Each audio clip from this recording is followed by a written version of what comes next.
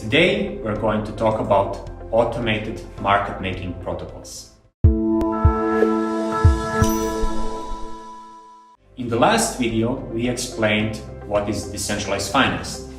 Decentralized finance is a movement to transform financial services we use every day, like savings, investing or hedging, into open, safe and secure protocols that function without any intermediaries.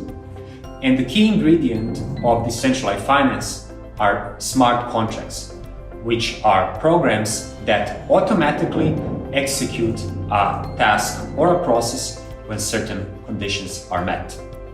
Now, before we explain automated market making protocols, let's explain what is market making. Now, the key term here is actually liquidity.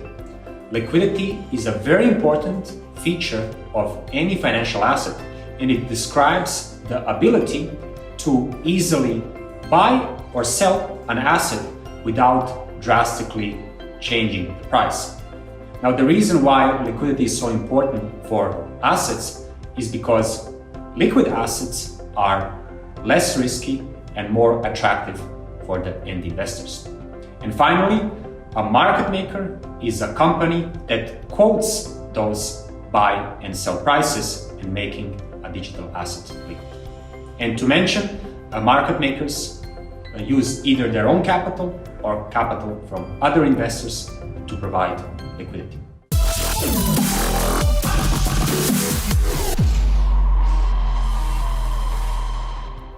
Now we are ready to explain what are automated market making protocols.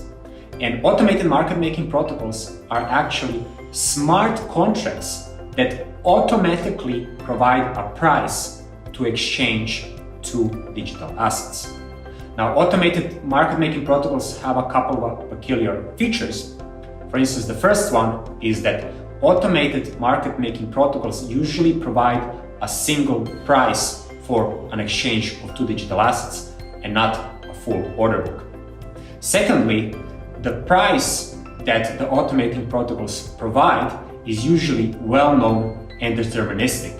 The third particular feature of automated market making protocols is that they do not have capital themselves, but they have to actually gather it from third-party participants through so-called liquidity pools. And the way that participants are incentivized to provide capital to those liquidity pools is because the automated market making protocols share part of the trade fee with the capital providers. And lastly, but not least important, is actually automated market making protocols suffer from the same latency that the centralized networks have, which are still quite slow.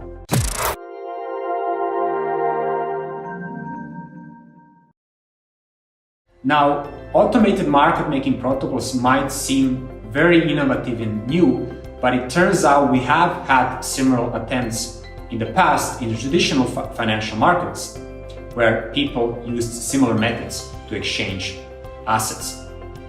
In the early 90s, the US equity markets implemented the so-called small order execution system that mandated market makers to quote prices at predetermined levels for certain stocks. Now, unfortunately, the small order execution system was not a success story because participants easily arbitraged market makers that participated in these particular programs. And those participants who made those arbitrage were actually called the SOES bandits. Automated market making protocols such as Uniswap have gained a lot of traction in the last months.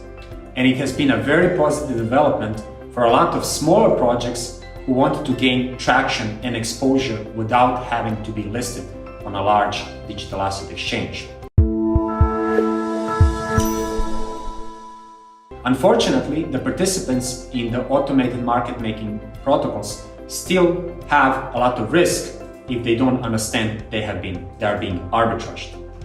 We at Floftech actually welcome the positive developments of the automated market making protocols, and we think they definitely have their place in the future, but in the short term they will not replace professional digital asset exchanges with centralized order books. I hope you enjoyed today's video, and thank you for watching.